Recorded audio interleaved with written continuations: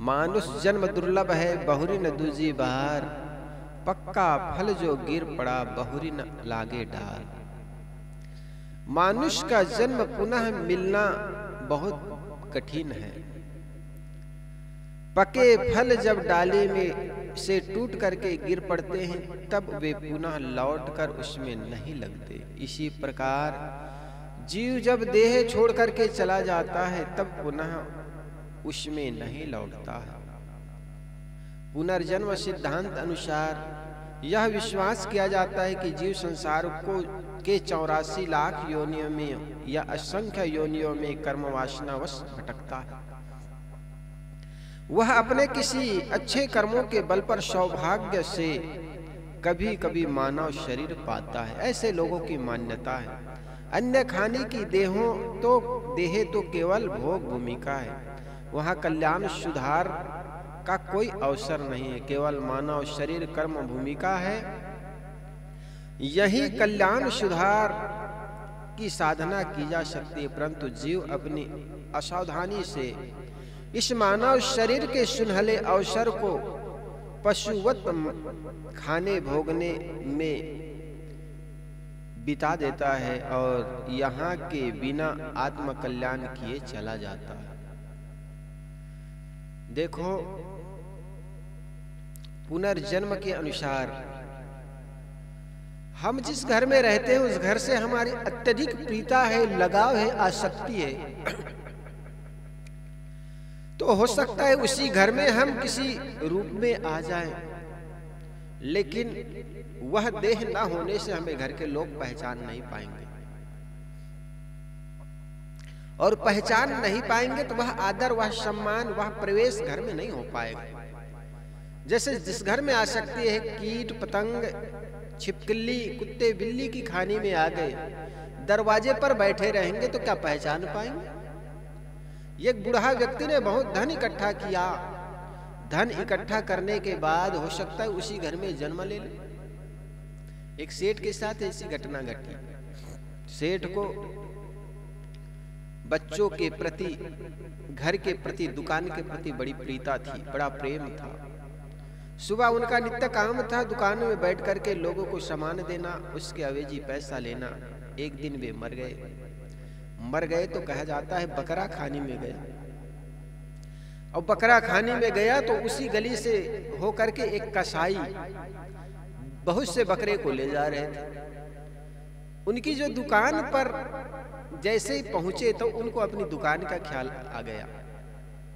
तो लड़का दुकान पर बैठा हुआ था, वो बकरा जो सेठ बकरा बना हुआ था उनको ख्याल आ गया। वहां पर पहुंचते उन्होंने दुकान पर चढ़ करके मुख मारने लगा चावल पर, चावल को खाने लगा। सेठ का जो लड़का था उन्होंने उस बकरा को पकड़ करके उनके मुख से चावल निकाला और बकरा को मारते हुए कहा कसाई से कि ये बकरा बहुत हरामजादा है, इनके गोश्त निकाल करके मुझे देना। अब बताओ, जिस दुकान में तूने बहुत सेवा की, बहुत से धन कमाए, जिस दुकान के माध्यम से जिन बच्चों के लिए वो दुकान के छोटी सी चीज भी आपको ले जाने के लिए नहीं दी जाएगी। इसलिए जहां तक हो सकता है अपने काम करें, बहुत आसक्ति में ना पड़े, गया सो गया, उसकी बहुत चिंता ना करें। पाकर गुरु का ज्ञान यार मरने के पहले मर जा। गुरु के ज्ञान को पाकर के भी इस संसार के अहंता ममता से मर जाना। अच्छा, एक बात बड़ी समझने जैसा है। जैसा हम दौड़ते हैं तो दौड़ने से चलने में आराम होता है, और चलने तो बैठने से आराम है। चले तो बैठने में आराम है, और बैठे रहे तो ज्यादा आराम किस में है? लेटने में। और लेटे रहे उससे भी ज्यादा आराम सो जाने में है कि नहीं? क्योंकि जब लेटे हुए नींद ना आए तो कहते आज तो बड़ी बेचैनी हो रही, नींद नहीं आ रही। तो नींद आ जाए तो लेटने से भी आराम। मतलब दौड़ने से बैठने में आराम मिलता है, दौड़ने से चलने में आराम मिलता है, चलने से बैठने में आराम मिलता है, और बैठने से लेटने में आराम मिलता है, लेटने से सो जाने में आराम मिलता है, और सो जाने से भी ज्यादा आराम मरने में है। ऐसा नहीं कि मर जाओ, मरने का मतलब होता है अहंता ममता का मर जाना, निष्फिक्र होकर के, निश्चिंत होकर के संसार से मर जाना। किसी शायर ने बड़ा सुंदर कहा है, जब से सुना हूं मरने का नाम जिंदगी है, सर पर कफन बांध उस कातिल को ढूंढता हूं। कातिल यहां पर सद्गुरु के लिए आया है, जो हमारे मन के राग द्वेष को मार दे, हमें एक भक्ति का मार्ग प्रशस्त करा दे, वो सद्गुरु। जब से सुना हूं मरने का नाम जिंदगी, जब से सुना हूं। ये जिंदगी कोई आदमी 100 वर्ष जीता है, कोई 70 वर्ष, इनका बहुत महत्वपूर्ण मूल्य नहीं है, लेकिन कोई व्यक्ति 5 वर्ष ही भक्ति मार्ग में चल करके अपने जीवन को औरों के काम में लगा देता, उस व्यक्ति का जीवन सार्थक हो जाता है। जो आपको चरे पशु वृत्ति उसे कहते हैं, औरों के लिए मरे मानुष वृत्ति उसे कहते हैं। जो आपको चरे अपने लिए तो सभी लोग चरते हैं, खाते हैं, पीते हैं, उठते हैं, बैठते हैं, लेकिन औरों का काम आए वह व्यक्ति का जीवन बड़ा सफल है। और सेवा भी जबर वाली नहीं, स्वेच्छा से आदमी जो चाहे ना, ये बड़ी बात होती है। गोस्वामी तुलसीदास जी महाराज ने कहा है, सबसे सेवा धर्म कठोरा। ये सेवा का धर्म है, बहुत कठोर है, उनके अनुकूल चलना।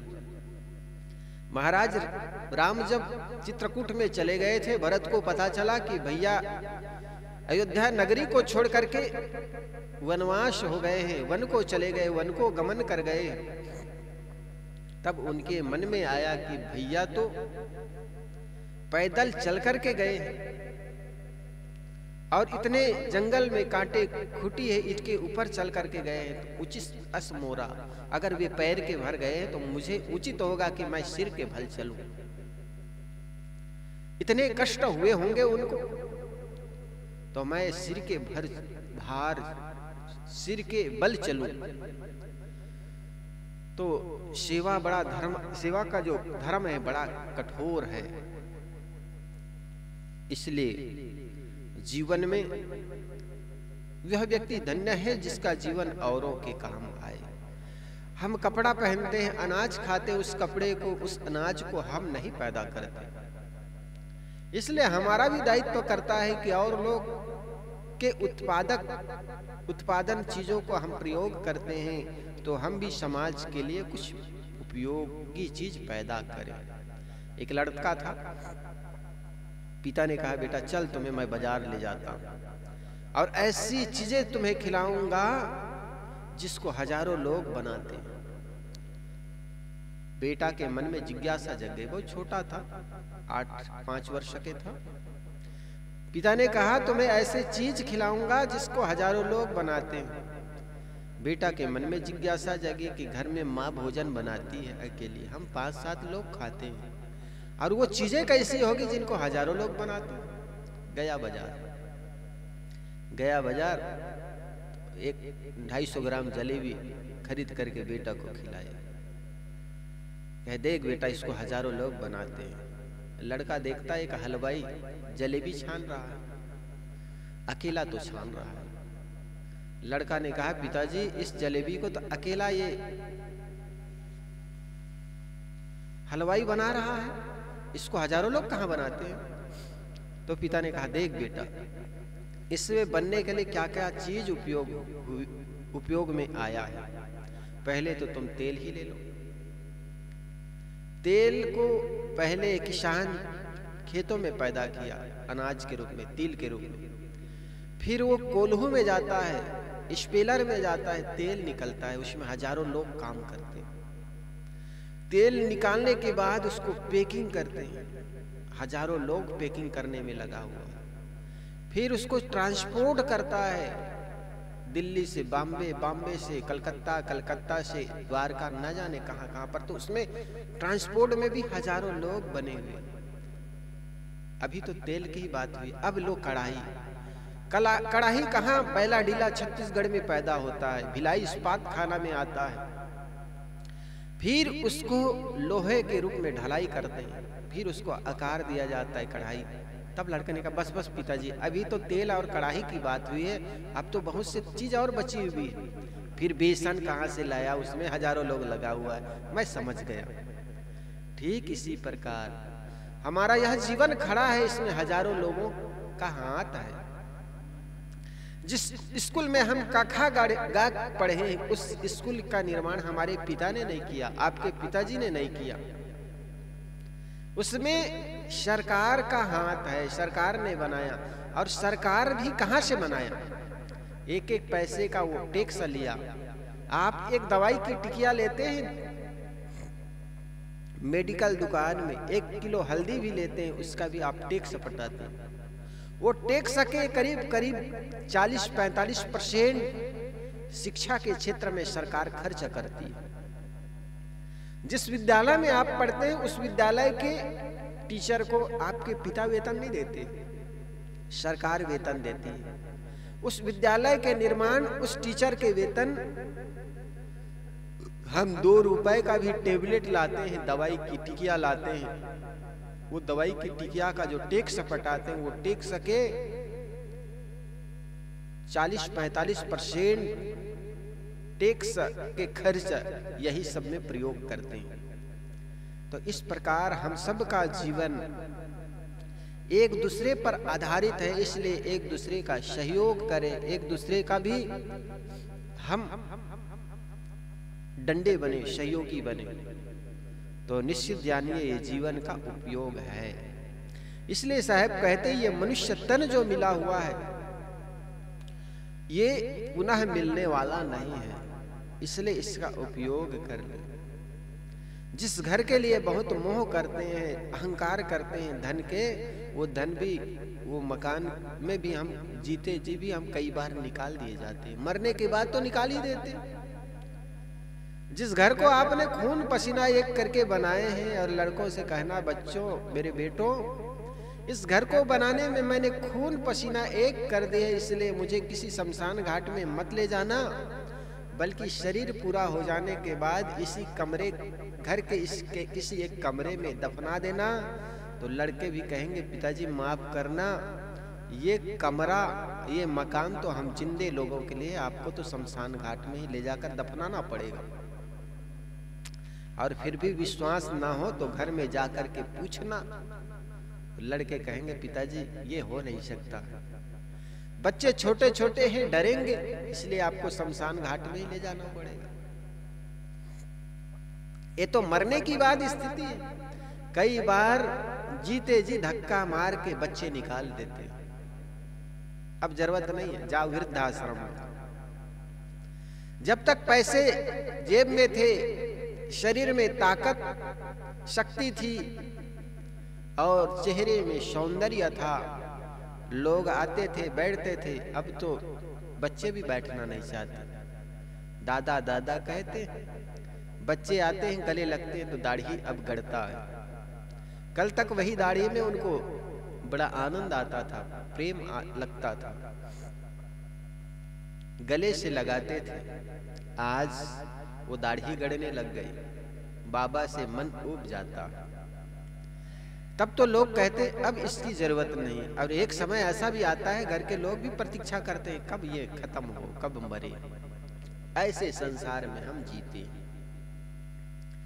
मरने के बाद तो सब त्याग ही देते हैं, जीते जी कई बार ऐसी स्थितियां आती है। एक सेठ था, दुकान में बैठा हुआ था, एक सन्यासी वहां से निकले, भिक्षु, भिक्षु जिसको कहते हैं ना, बौद्धों में भिक्षु होते हैं, जो सन्यासी होते हैं बौद्धों के, उसको भिक्षु कहते हैं। वो भिक्षा लेकर के अपने जीवन गुजारा करते हैं। तो कहा जाता है एक भिक्षु एक सेठ के दरवाजे पर आया। सेठ उस समय सुबह सुबह दुकान की सफाई कर रहे थे। भिक्षु ने कहा नमो नारायण, तो उन्होंने मुख मोड़ लिया।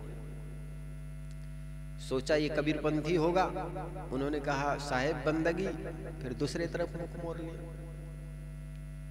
संत ने देखा ये ध्यान नहीं दे रहा है, तो हो सकता है ये कोई कृष्ण उपासक हो। उन्होंने कहा जय श्री कृष्ण, तो भी वो ध्यान नहीं दिया। संत ने सोचा, भिक्षु ने सोचा, ये आदमी बड़ा अहंकारी, मैंने इसको नमस्कार कर रहा हूं, जय श्री राम कर रहा हूं, साहिब बंदगी कर रहा हूं, ये मुझे देख नहीं रहा, अनदेखा कर रहा है। इनको धन का बड़ा अहंकार है, इनको पद का बड़ा अहंकार है, क्यों ना इनको शिक्षा दी जाए। कहा जाता है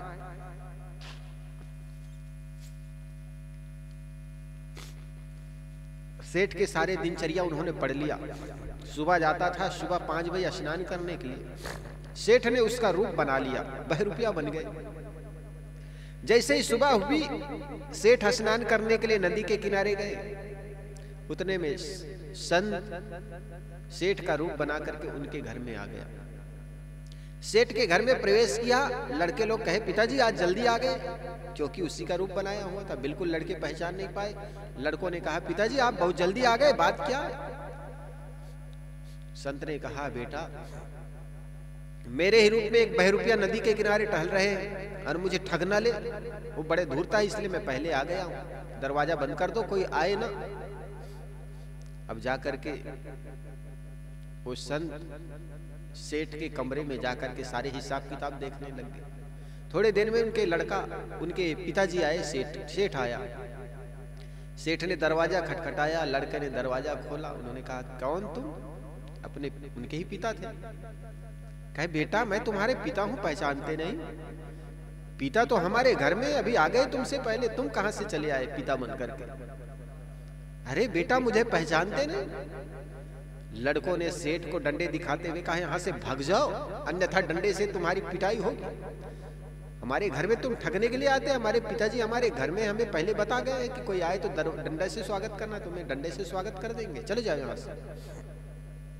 लड़कों की बात सुनकर के पिता तो सोचे कि ये तो मारे जाएंगे। गया सेठ राजा के पास। राजा लोग ऐसे होते थे, पहले छोटा मोटा राजा होते थे। राजा के पास जाकर के शिकायत कर दी कि राजन मेरे घर में मेरे ही रूप में कोई बहरूपिया प्रवेश कर गए हैं, लड़के लोग मुझे पहचानने से इनकार कर रहे हैं, सेठ मुझे न्याय चाहिए। राजा ने उनको बुलाए, जो सेठ बना था उनके घर में घुसा हुआ था, सेठ के घर में उनको बुलाए। और बुलाना के बाद दोनों को देखा तो एक बिल्कुल हुबहू। राजा भी पहचान नहीं पाए सेठ असली कौन है, नकली कौन है। उन्होंने माथा पकड़ते हुए कहा यार तुम लोग पहचानने में आता नहीं, असली कौन है नकली कौन है। तो नकली सेठ बना हुआ था, जो संत बहरूपिया बना हुआ था, उन्हें कहने लगे कि राजन इसमें पहचानने की क्या बात, आप प्रश्न कोई कीजिए। जैसे पिछले बार लड़के की शादी में कितना लाभ हुआ है, कितनी हानि हुई है, मैं बता दूं, ये बता दे, जो बता दे उनको असली सेठ मान लेना। पिछली बार व्यापार में कितना लाभ हुआ, कितनी हानि हुई, ये बता दे या मैं बता दूं, जो बता दे वो सेठ मान लेना। राजा को बात समझ में आ गई, बिल्कुल ये बात सही है। अच्छा बता, तू असली सेठ होने का दावा करता है, पहले तू बता पिछले बार लड़के की शादी में, बड़े लड़के की शादी में कितना खर्चा आया। असली सेठ ने माथा खुजलाते हुए कहा राजन ये बात तो मुझे मुखाग्र याद है नहीं, आप कहे तो कॉपी देख के बता दूं। तो नकली सेठ ने कहा राजन लड़के की शादी करने में खर्च हमने हाथ खोल करके किए हैं, तो हम ना जाने तो कोई ये जानेगा। पिछले बार लड़के की शादी में 5 लाख खर्चा आया था।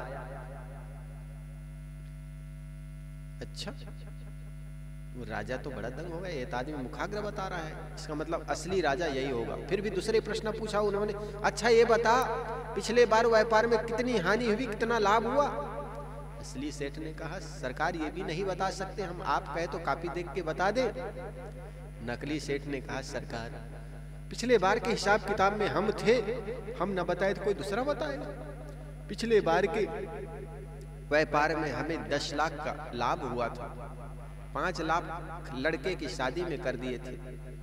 राजा मान गए कि ये असली सेठ है। नकली सेठ को उन्होंने असली सेठ मान लिया और नकली असली सेठ था, उनको कहे तुम धूर्त हो, बड़े नमक हराम हो, इस नगर के सेठ को तुम छलने के लिए तो नकली सेठ बनकर के चले आए हो, यहाँ से निकल जाओ अन्यथा फांसी की सजा सुना दूंगी मैं, फांसी में चढ़ा दिए जाओगे।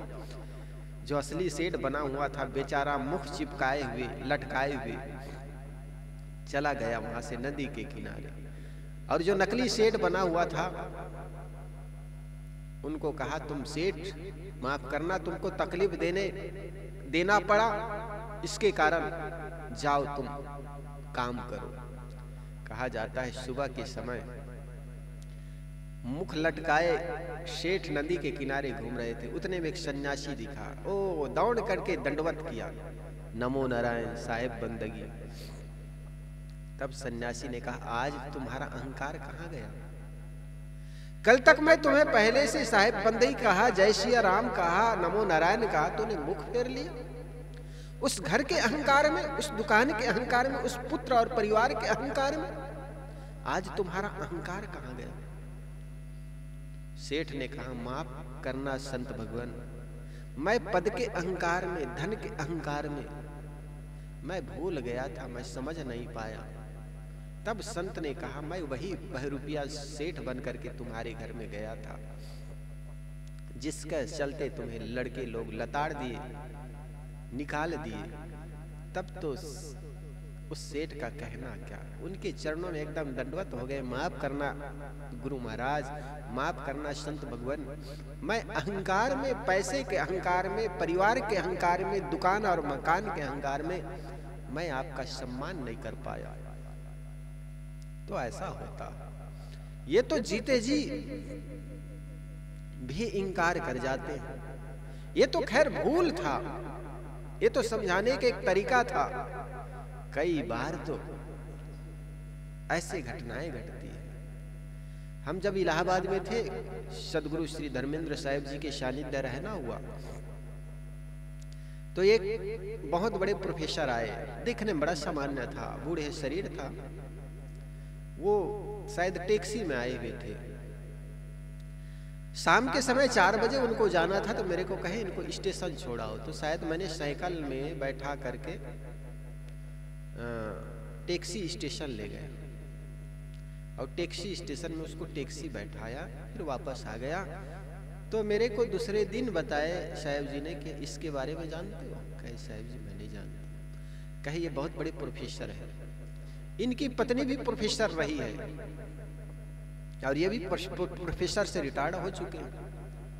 इनकी पत्नी जो है लड़कों के साथ रहती है, लड़के और बहुओं के साथ रहती है।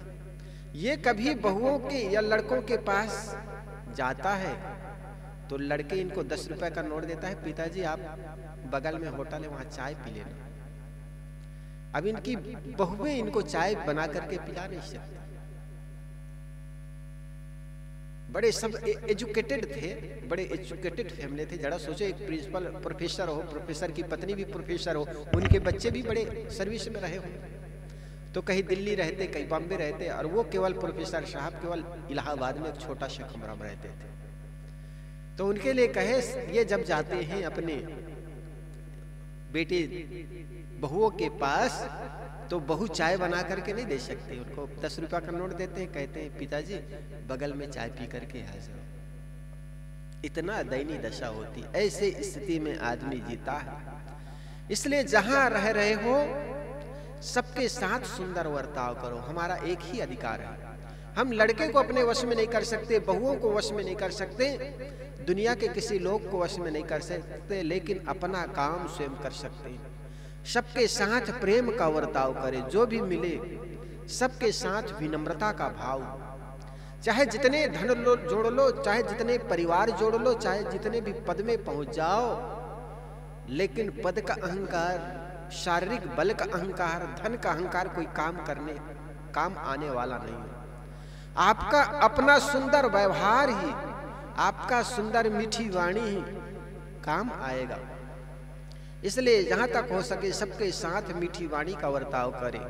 किसी कबीर ने सुंदर कहा है कि वचन तू सबसे मीठा बोल, वाणी का बान बुरा है, जिसकी वाणी में मीठापन है उसको सारा जगत चमन है, फिर मन चाहे तो डोल रे वाणी का बान बुरा। सदगुरु कबीर साहब ने ही तो कहा, मधुर वचन है औषधि, कटुक वचन है तीर, श्रवण द्वार है संचरे शाले सकल शरीर। ये वाणी हमारे शरीर में प्रवेश करके अगर गुस्से में बोल दी है तो तीर की तरह जख्म कर देता। और किसी आदमी के साथ खड़े हो, आदमी बड़े बीमारी में ग्रसित है, बड़ा बीमार है और बिस्तर में पड़ा हुआ है, लेकिन कह दो आप चिंता मत करना हम आपके साथ है, वो मीठी वाणी उनके लिए औषधि हो जाती है। इसलिए जहां तक हो सके कड़वे से कड़वी वाणी को भी मीठी वाणी बनाकर प्रयोग करें, कड़वी सी कड़वी बातों को भी मीठी शब्दों से बोले। इसलिए साहब कहते हैं, मानुष जन्म दुर्लभ है बहुरी न दूजी बार। ये मनुष्य तन है ये बहुत दुर्लभ है, मिल गया है, इसका सदुपयोग करे दूसरे की सेवा में, दूसरे के सम्मान में, और दूसरे को जब हम बांटेंगे तो लौट करके वही हमको मिलता है। इसलिए कहा है ना, वही तुमको मिल रहा है जो कि पहले से दिए हो, उसी का फल सामने है, शुभ अशुभ जो कुछ किए हो। जीवन में जितने दुख दिखते हैं निज दोषों के कारण है, जिनमें इतना ज्ञान नहीं वे दोष मिटाना क्या जाने। हमें जो कुछ मिला है वे हमारे कर्मों के परिणाम है। और जब इसी बात को कह देते हैं कि जो देते हैं वो परमात्मा देते हैं, जो मिला है वो परमात्मा देते हैं, तो आदमी अच्छे काम कहाँ करेगा? वो तो परमात्मा के खुश करने में लगा होगा। और काम करना है, काम लेना है इंसान से। अब माफी मांगते हैं भगवान के घर में, जरा सोचे अगर हम इंसान के काम आ जाएं तो इंसान से ही हमें मान मिलेगा, इंसान से ही हमें सम्मान मिलेगा। और आदमी अधिकतर करता क्या है? चोरी करता है इंसान के घर में और माफी मांगता है भगवान के घर में। बताओ भगवान कौन माफ करने वाले?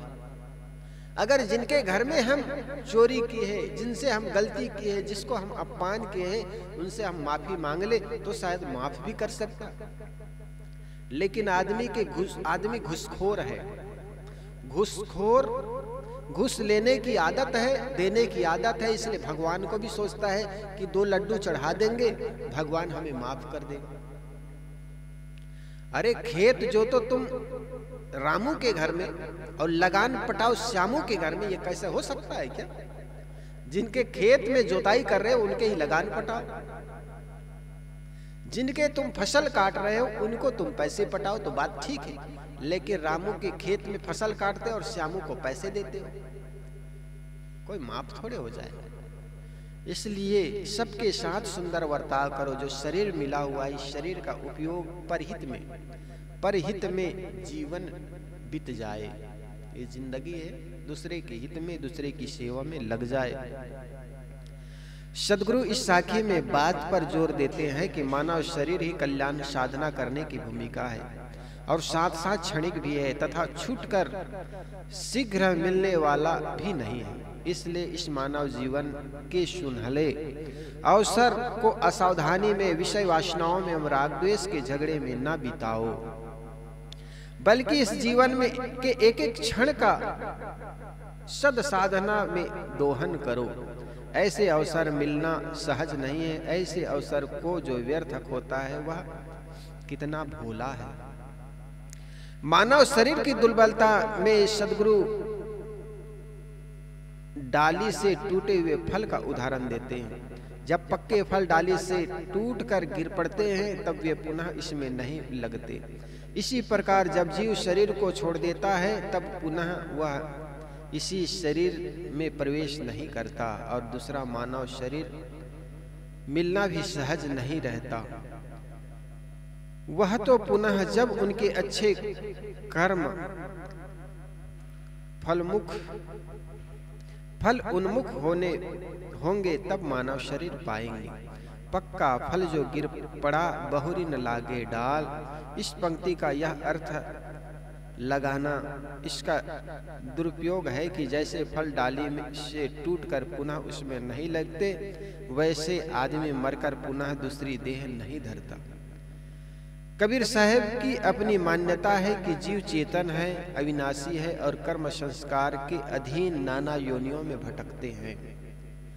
वे वासनावश बंधे हैं और मानव शरीर में सत्संग विवेक स्वरूप का ज्ञान पाकर भव बंधन एवं जन्म मरण के प्रवाह से मुक्त हो सकते हैं। कहें कबीर सत सुकृत मिले तो बहुरी न झूले आन।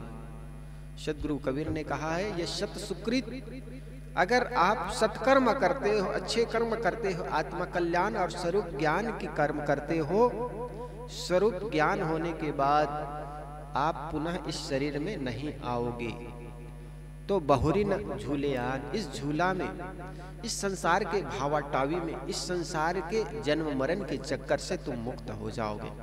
यहाँ पक्के फल के डाली से टूटकर उसमें न लगने की बात का उदाहरण केवल मानव शरीर की दुर्बलता पर दिया गया है। इसमें उदाहरण का केवल एक अंश लिया गया है कि जीव शरीर छोड़कर फिर इस शरीर में नहीं आता। इस साखी का सार कथन यह है कि हम इस दुर्लभ मानव जीवन को विषय प्रपंच में ना खोएं, इससे हम अपने जीवन का कल्याण करें। मानव शरीर मिला हुआ है, इस शरीर का पुनः मिल जाए ये कोई कह नहीं सकता है। कई बार होता है ना, एक संत से मैंने पूछ रहा था, बूढ़े हो गए, कि बताओ ये शरीर पुनः मिले या ना मिले, इसलिए आप संतों की सेवा में लगाइए। कहने महाराज मैं तो ऐसे अच्छा कर्म किया हूं, मनुष्य तन तो मिलेगा ही। हाँ, ये कोई गारंटी थोड़े मनुष्य शरीर मिल जाए, इसलिए ये शरीर का सदुपयोग करें।